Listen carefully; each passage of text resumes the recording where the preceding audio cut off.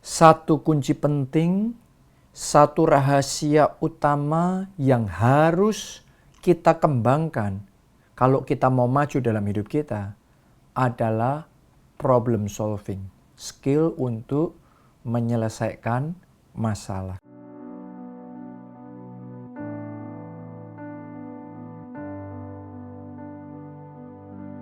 Kalau Anda mau jadi pemimpin, kalau saudara mau mengalami terobosan yang besar, saudara harus belajar untuk bisa problem solving, untuk bisa menyelesaikan masalah. Saya bacakan firman Tuhan, Yohanes 14 ayatnya yang ke-6. Kata Yesus kepadanya, "Akulah jalan dan kebenaran dan hidup. Tidak ada seorang pun yang datang kepada Bapa kalau tidak melalui aku." Nah, ini kata Yesus, akulah jalan. Artinya saat kita nggak punya jalan, Yesus jadi jalan buat kita.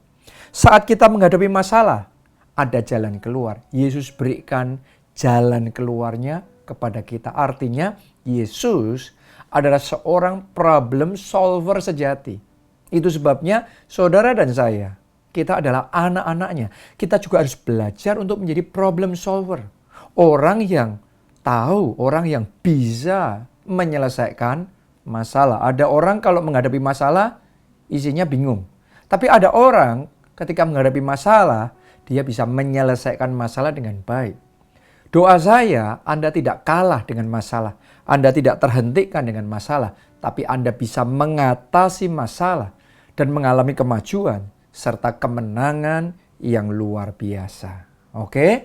Jadi, ayo kita siapkan diri kita, belajar untuk jadi problem solver yang baik. Nah, definisi problem solving adalah kemampuan untuk mengidentifikasi, terus kemudian menganalisis, dan mencari solusi untuk masalah yang kita hadapi. Nah, ini skill yang sangat penting sekali, entah itu di dalam kehidupan kita pribadi, entah itu ketika menghadapi masalah dalam pernikahan, dalam keluarga, di dalam pekerjaan, dalam keuangan, bahkan dalam pelayanan, di dalam gereja, dalam kehidupan rohani. Yang namanya hidup selalu ada masalah. Jadi kalau kita mau maju di dalam kehidupan ini, kita harus belajar cara menyelesaikan masalah, problem solving. Oke. Nah, ini penting sekali. Kenapa? Karena ketika kita bisa problem solving, hidup kita akan jadi produktif. Kita akan jadi efisien, efektif, dan maksimal. Hidup kita produktif, hidup kita berbuah lebat, hidup kita maju. Kenapa? Bisa menyelesaikan masalah. Yang kedua, ya, ketika kita problem solving, kita akan bisa mengatasi kebingungan, kekacauan, dan keputusasaan. Karena masalah kalau tidak diatasi, orang bingung. Ya, kita akhirnya jadi putus asa. Kita mau ngapain? Karena kita ngalami stagnasi, nggak tahu mesti gimana. Tapi kalau problem solving, masalah satu selesai, berikutnya lagi selesai. Kerasa. Dinamika, progresnya, kemajuannya akan terasa. Ada clarity, ada kejelasan. Setiap masalah yang muncul, diatasi. Dan kita berjalan maju dengan baik. Yang ketiga, mengapa problem solving penting? Karena kita akan mengerjakan fungsi kita sebagai garam dan terang dunia. Dalam Matius 5 ayat 13-16, Tuhan Yesus berkata bahwa kita, anak-anaknya, adalah garam dunia. Artinya di saat dunia hambar, di saat hati orang-orang di sekeliling kita hambar, kita jadi garamnya. Oke, kita yang menguatkan mereka, kita yang meneguhkan mereka, kita yang jadi jawaban bagi mereka. Yesus juga berkata bahwa kita adalah terang dunia. Terang itu berfungsi supaya kegelapan yang di sekeliling kita dirubah jadi terang. Karena itu butuh yang namanya terang dunia. Artinya Tuhan mau kita jadi problem solver. Jadi solusi, jadi orang yang dipakai oleh Allah untuk menyelesaikan masalah yang ada baik dalam hidup kita ataupun orang-orang yang di sekeliling kita. Nah, itu sebabnya problem solving penting. Nah, sekarang saya mau bagikan kepada saudara 7 langkah problem solving. 7 langkah menyelesaikan masalah. Ayo kita belajar ya. Yang tadinya mungkin sudah bisa, saya berdoa Anda akan dipertajam untuk bisa problem solving. Tapi saudara yang tadinya belum bisa, kita akan belajar dari basic juga. Bagaimana kita bisa melakukan problem solving. Nomor 1 dimulai dengan identifikasi masalah dulu. Jadi kita harus jelas dulu masalah yang kita hadapi itu apa. Karena kalau kita belum mengerti masalahnya, kita belum bisa berpikir dan menemukan jawabannya, solusinya. Jadi perjelas dulu apa masalah yang mau kita selesaikan. Oke. Nah, sebagian orang berkata bahwa alasan kenapa orang merasa bahwa rumah sakit di Singapura itu lebih baik daripada di Indonesia adalah karena mereka itu punya kemampuan untuk bisa mengidentifikasi sakit penyakitnya dengan lebih akurat. Ya. Dan karena mereka bisa mengidentifikasi sakit penyakitnya lebih akurat, maka mereka bisa memformulakan solusinya, jalan keluarnya, obatnya dengan lebih tepat. Karena itu hasilnya lebih optimal. Kalau hanya sekedar masalah alat, saya percaya semua rumah sakit di seluruh dunia juga bisa beli. Tapi kemampuan untuk bisa mengidentifikasi sakit penyakitnya, mengidentifikasi kendalanya, mengidentifikasi masalahnya, itu yang akan menentukan. Kejelasan mengidentifikasi masalah, itu yang menentukan kita bisa dapat solusi yang tepat apa tidak. Jadi ketika Anda menghadapi masalah dalam keluarga, saudara jangan cuma ngomong, ya pokok keluarga saya bermasalah, pernikahan saya bermasalah. Pertanyaannya apanya dalam pernikahanmu yang bermasalah? Apanya di dalam keluarga saudara? Apanya itu? Komunikasi apanya di dalam keluarga saudara yang bermasalah? Gimana itu? Tolong perjelas. Tolong berikan kejelasan. Sehingga kita bisa berpikir, minta hikmat dari Tuhan untuk ada solusi yang akurat. Ya, ada penyelesaian masalah yang tepat untuk masalah yang kita hadapi. Itu yang pertama. Yang kedua, analisis masalah. Jadi ada yang namanya masalah, tapi ada akar penyebab masalah. Masalah yang sama yang kita sudah tentukan di poin 1 tadi. Sekarang we have to go deeper.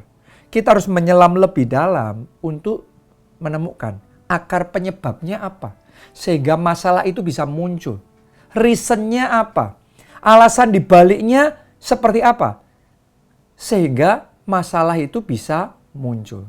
Jadi pikirkan, cari tahu, dan temukan akar penyebab masalahnya. Contoh saudaraku ya, suatu saat saya menangani satu tim yang dianggap tidak perform. Timnya ini pasif dan seringkali nggak ada respon. Ya, nah ternyata setelah saya teliti, saya temukan salah satu akar penyebabnya adalah karena sistem alur kerja yang nggak jelas. Jadi mereka tuh bingung kerjanya gimana. Karena bingung, tabrak sini, tabrak situ, akhirnya mereka jadi pasif. Akhirnya mereka tidak bekerja dengan optimal. Begitu saya ngerti, oh akar penyebabnya tim ini nggak respon, tim ini pasif dan tidak perform. Karena alur kerjanya yang berantakan. Dari situ kita mulai kerjakan. Oke, kita rapikan ya alur kerjanya. Ya, kita perjelas. Pertama, kalau ada masalah, lapor ke sini. Nanti setelah itu langkah berikutnya begini. Setelah itu penanganannya seperti ini. Setelah itu pelaporannya seperti ini. Dibuat jelas semua. Begitu alur dibuat jelas, kita mulai komunikasikan. Kita mulai sosialisasikan. Kita mulai gerakkan kembali. Ajaibnya begini. Tim yang tidak perform ini tiba-tiba bisa jadi perform. Jadi responsif. Jadi aktif. Kenapa? Karena akar penyebabnya ketemu. Oke, akar penyebabnya adalah kendala di dalam alurnya. Oke, nah itu sebabnya ketika saudara menghadapi masalah dengan istri saudara, pasangan saudara, atau masalah dengan ketua kelompok sel, anggota sel saudara, atau masalah di tempat kerja saudara, atau masalah dalam keuangan saudara. Ya, identifikasi terlebih dahulu, analisa masalah itu dan temukan akar penyebabnya. Kalau Anda bisa menemukan akar penyebabnya, Anda bisa mulai memikirkan solusinya. Solusi yang jitu untuk mengatasi masalah saudara. Oke. Yang ketiga, pertimbangkan opsi solusi. Tadi yang pertama apa? Identifikasi masalah. Yang kedua, cari tahu akar penyebabnya. Oke, akar penyebab masalah itu bisa muncul. Itu yang kedua. Nah, sekarang yang ketiga, coba pertimbangkan. Opsinya apa saja? Alternatifnya, solusi menyelesaikan masalah itu apa saja? Misalnya, untuk masalah ini, solusi yang tepat adalah mengerjakan perubahan mindset. Cara berpikirnya yang dirubah. Kalau cara berpikirnya yang dirubah, nanti otomatis akar masalahnya bisa diatasi, masalahnya terselesaikan. Nah, jadi mindsetnya bisa dirubah. Oke, terus kemudian solusinya juga bisa. Wah, ini timnya memang mau diapa-apain nggak bisa. Berarti terpaksa timnya harus diganti dengan personel yang baru, diganti dengan tim yang baru. Oke, atau mungkin bisa juga solusinya adalah penerapan sistem penilaian yang benar. Sehingga ada reward, ada punishment. Jadi ada penilaiannya yang jelas, penilaian yang benar. Ya, dengan kejelasan itu orang ngerti. Kalau dia nggak perform berarti ada punishment. Kalau dia perform berarti ada reward. Atau mungkin salah satu opsinya lagi adalah studi banding di tim yang lain atau organisasi yang lain. Yang sudah lebih maju, lebih berhasil, ngerti jalannya untuk bisa ngegolkan itu gimana. Dengan ada studi banding, kita ngerti ada modal yang sudah bisa dikerjakan dengan tepat. Modal yang tepat, yang kita bisa adopsi, yang kita bisa lakukan dan kemudian bisa berhasil. Nah, opsi-opsi seperti ini adalah alternatif untuk menyelesaikan masalah dan kita mesti ngerti opsinya apa saja. Jadi untuk setiap masalah itu tidak hanya ada satu solusi loh ya. Ada beberapa alternatif solusi dan mulai pikirkan apa saja alternatifnya. Oke. Yang keempat, dari sekian banyak opsi alternatif solusi yang ada, pilihlah yang terbaik. Kenapa? Karena kita harus tahu bahwa tidak semua solusi itu punya bobot yang sama. Solusi A ada plus, ada minusnya. Solusi B juga ada plus dan minusnya, tapi beda. Solusi C juga ada plus, ada minusnya sendiri. Nah, dari sekian banyak yang ada, saudara bisa mulai evaluasi yang mana yang paling tepat, yang mana yang paling banyak plusnya, yang mana yang Anda pilih untuk bisa Anda jalankan. Jadi setelah itu pilih solusi yang terbaik. Oke. Yang kelima sekarang implementasikan. Kalau solusi sudah Anda tentukan, Anda sudah petakan dan Anda pilih yang terbaik yang mana, sekarang implementasikan. Nah, ini penting sekali. Tahap implementasi terhadap solusi yang kita pilih itu menentukan apakah masalah terselesaikan apa tidak. Karena kalaupun solusinya benar, tapi implementasinya salah, ya nggak ada pemecahan masalah. Solusinya tepat, tapi di dalam implementasinya lemah, caranya loyo, juga nggak akan ada penyelesaian masalah. Jadi implementasi sangat menentukan sekali. Ya, apakah implementasinya kuat apa tidak, implementasinya tepat apa tidak, menyeluruh apa tidak. Itu akan menentukan. Karena itu, sementara Anda mengimplementasikan, maka yang keenam, sambil implementasi terus, yang keenam, evaluasi. Jadi Anda perlu monitor ya. Jadi solusi yang sudah kita terapkan itu kita monitor gitu. Ini implementasinya sudah bagus apa tidak? Atau solusi yang kita pilih ini ketika kita jalankan memunculkan masalah baru yang tidak kita prediksi sebelumnya atau seperti apa? Jangan-jangan munculkan cost yang baru yang malah membengkak, malah jadi lebih parah. Atau mungkin akan ada kendala ini, kendala itu di lapangan yang perlu diatasi lagi. Dan ini, dan itu akan selalu ada yang kayak gitu. Dan no worry saudaraku, karena itu hal yang normal. Itu hal yang wajar. Yang kita perlu lakukan adalah terus mengevaluasi, terus memikirkan ya, terus gimana caranya supaya lebih efektif, gimana masalah hambatan waktu atau penolakan dari orang-orang tertentu terhadap perubahan. Anda akan menghadapi seperti itu. Ya, tapi dari situ kita terus berpikir, kita terus mengevaluasi, kita terus monitor, kita terus komunikasi, kita terus koordinasi, kita terus brainstorming, kita terus melangkah step by step, terus kita dorong lagi, dan saya percaya masalah pasti teratasi, problem solvingnya pasti berhasil. Oke, jadi hari ini saya ingin ajak saudara untuk bisa belajar menyelesaikan masalah dengan tepat. Nah, itu tadi yang keenam. Sekarang yang terakhir, yang ketujuh. Yang ketujuh ini penting sekali. Gunakan kuasa Allah. Oke. Karena ada hal-hal tertentu itu di luar kapasitas kita manusia untuk kita bisa menyelesaikan. Kita butuh turut campur Tuhan. Itulah teladan dari Tuhan Yesus. Problem solver sejati. Anda boleh baca di Alkitab. Anda akan menemukan ketika perkawinan di Kana kehabisan anggur. Maka Tuhan menggunakan kuasa Allah mengubah air menjadi anggur. Itu problem solving. Benar?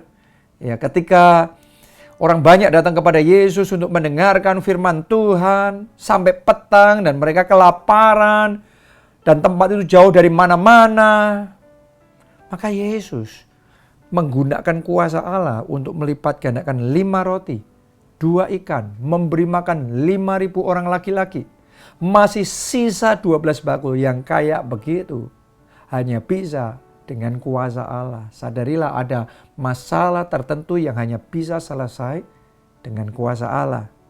Ya, saat orang sakit, Yesus gunakan kuasa Allah untuk menyembuhkan mereka. Saat orang terbelenggu, Yesus menggunakan kuasa Allah untuk membawa kemerdekaan dan kelepasan sejati di dalam kehidupan mereka. Itu sebabnya kita sebagai anak-anak Tuhan, pastikan pakai kuasa Allah. Jangan mengandalkan kekuatan sendiri, tapi andalkan Tuhan. Pakai hikmat Tuhan, pakai kuasa Allah, karena kuasa Allah sanggup membuat yang mustahil jadi tidak mustahil. Kuasa Allah melampaui segala ketidakmungkinan manusia. Karena itu dengan kuasa Allah, problem solving pasti bisa. Oke, jadi saya ajak saudara ya, ayo kita bertumbuh jadi problem solver. Sebagai seorang ketua kelompok saya, jadilah problem solver. Sebagai seorang pemimpin di dalam tim saudara atau bisnis saudara atau organisasi yang Anda pimpin, jangan cuma jadi pemimpin yang punya jabatan, tapi jadilah problem solver. Ya, dimanapun Anda berada, di komunitas di mana Anda tinggal, jadilah problem solver. Orang yang jadi problem solver, dia akan maju dalam hidupnya. Dia akan diangkat naik tinggi jadi pemimpin dan terus dipromosikan oleh Tuhan. Kalau kita jadi terang dunia, kita jadi garam dunia, kita jadi jawaban bagi orang-orang di sekeliling kita, maka nama Tuhan dipermuliakan melalui kehidupan kita. Salam keluarga Allah, Tuhan Yesus memberkati.